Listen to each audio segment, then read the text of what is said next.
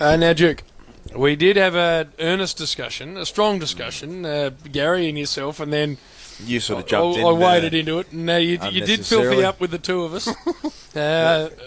Especially myself, I got the feeling, because you sensed a pile-on the back of Nic Natanui and his influence in the game. So now that this game's been run and won by the Hawks by 20 points, of course, how did you see Nic Nat across the 4 quarters? Not his finest night, Jim, fair to say, but I think over the balance of 84 games, you probably can weigh into the debate with a bit more certainty. I think what you're saying is we were right. Yeah, in a roundabout sort of way. Yes. And Yes, and Jim, I'm now going to concede that you are actually right. I sensed a personal victory. It's hard for him to say that. Look, what we'll do is we won't go gloat any further. We'll just accept the win and move on. What are we doing now? Well, not much. I wouldn't have thought. I would think it's Bonaire It's been a time. good night, so Yeah, Bonairs, I would have thought.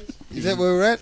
Bonaire Best on Ground Award, presented every year by Triple M. The good votes, who's got them? Yeah, well, Garry demanded the ordinary vote, so I said I'm happy to do the good votes. I gave, well, there are a lot of players that could have snuck in and grabbed a vote, but I gave one to Luke Shuey. I really liked his game. I gave 2 to Luke Hodge, loved his game. He does the things that matter when they matter. And I gave 3 to Jared Roughead, who had 20 possessions and kicked 5 goals. Kennedy, just nothing. Well, Kennedy and Gunston both kicked 5, couldn't fit them in. The reason I do the not-sos is because the Hawthorn. Of course. That's why. Well, what we'd like you to do... I don't ask for it. You get ready for that, Yes, is you do. remind you that from midday tomorrow we're in the Richard Marsland Studios, South Melbourne, for a nice Saturday serving of the rub. And as I understand it, Purple's got something he wants to go with on Spud. Is it 360 tomorrow? Well, I'm not I don't sure think yet. it is. I'm not sure yet. Well, But I'm not Spud's ready. certainly got something he wants to go with on Purple. Oh, we'll let them two punch So on it. you need to be listening from 12 tomorrow, because there's real truculent behaviour between those two. And when it goes in studio, it goes up a notch. That's it. All right, Duke, just stand by here. Let's see. Oh, I can see it coming, Duke. Brad Sewell gets one, Chief.